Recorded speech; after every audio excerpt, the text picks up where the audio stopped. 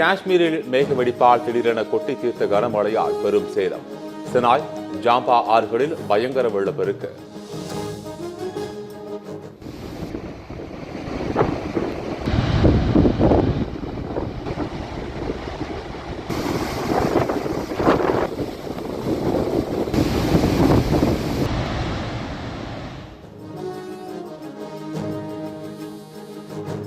கனமழை வெள்ளப்பெருக்கை தொடர்ந்து பல இடங்களில் நிலச்சரிவு. தரம்கன் கிராமத்தில் வீடுகள் தரைமட்டம், வாகனங்கள் புதைந்தன. இதுவரை 5 பேர் பலி, பலர் மாயம்.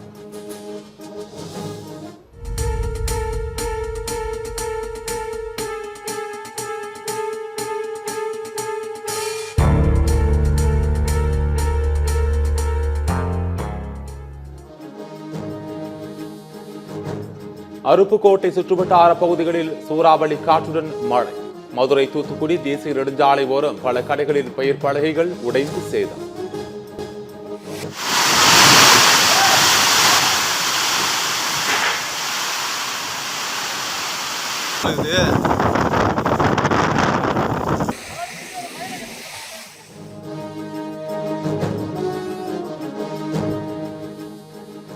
கர்நாடகாவில் காதலை காப்பாற்ற எல்லை மீறிய 10ஆம் வகுப்பு மாணவர்கள் சிலர் தன்னை எப்படியாவது தேர்ச்சி பெற வைக்க வேண்டும் என்ற வேண்டுகோளுடன் விடைத்தாளுடன் 500 ரூபாய் தாள் புகைப்பட வைரல்.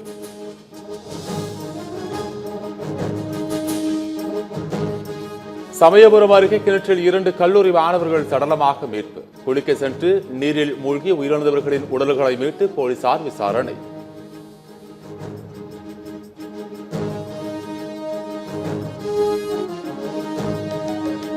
முப்பத்து 4 நாட்களாக நீடித்து வந்த கோவை திருப்பூர் விசைத்தறி உரிமையாளர்களின் வேலை நிறுத்தம் வாபஸ். ஊழி உயர்வு தொடர்பாக கோவை மாவட்ட ஆட்சியர் அலுவலகத்தில் அமைச்சர்கள் நடத்திய பேச்சுவார்த்தையில் உடன்பாடு.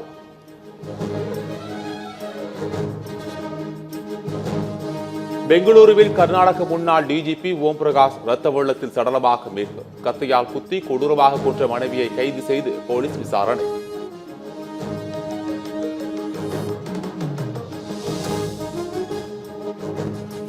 மல்லை சத்யா, துரை வைகோ இடையே சமரசம் செய்து வைத்தார் வைகோ. இருவரும் ஆற தழுவி கட்டையணித்து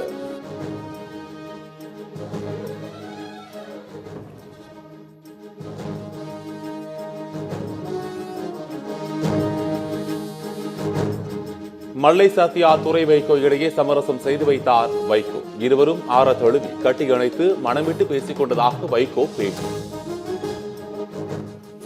செயலாளர் மல்லை சத்யா அவர்களும் முதன்மை செயலாளர் மதிப்புக்குரிய துரை வைகோ அவர்களும் மனம் விட்டு பேசினார்கள், உள்ளம் திறந்து பேசினார்கள். 2026 சட்டமன்ற தேர்தலுக்கான டிஜிட்டல் பிரசாரத்தை தொடங்கியது அதிமுக ஐடிவி. இணையத்தில் இளையின் குரல் என்ற பெயரில் அதிமுக புதிய வியூகம்.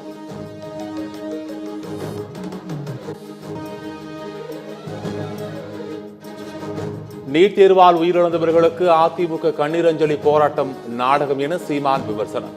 தேர்தல் வரும்போது இதுபோன்ற நாடகங்களை பார்த்துத்தான் ஆக வேண்டும் என கிண்டல்.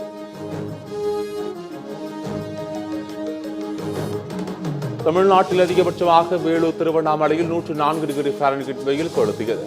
மதுரை, கரூர், பரமத்திகள் 103 டிகிரி ஃபாரன்ஹீட் வெயில் சுட்டரித்தது. சென்னை மீனம்பாக்கத்தில் சதமடித்தது.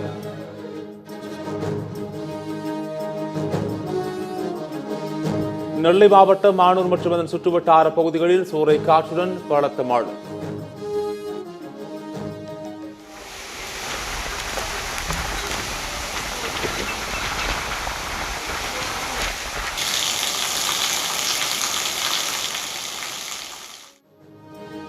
வெப்பம் தணிந்து குளிர்ச்சியான சூழல் நிலவியதால் மக்கள் மகிழ்ச்சி.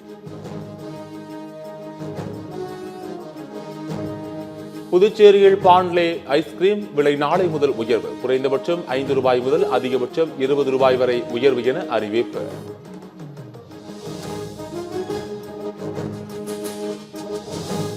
தற்காலிக போர் நிறுத்தத்தை மீறி தொடர்ந்து தாக்குதல். ரஷ்யா மீது உக்ரைன் அதிபர் ஜெலன்ஸ்கி குற்றச்சாட்டு.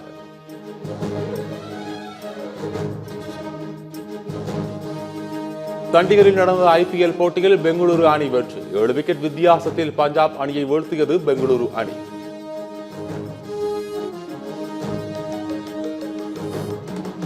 மும்பை அணிக்கு எதிரான ஆட்டத்தில் சிஎஸ்கேவின் இளம் வீரர் அதிரடி ஆட்டம். 15 பந்துகளில் 32 ரன்களை விளாசி 17 வயதான ஆயுஷ் மாத்ரே.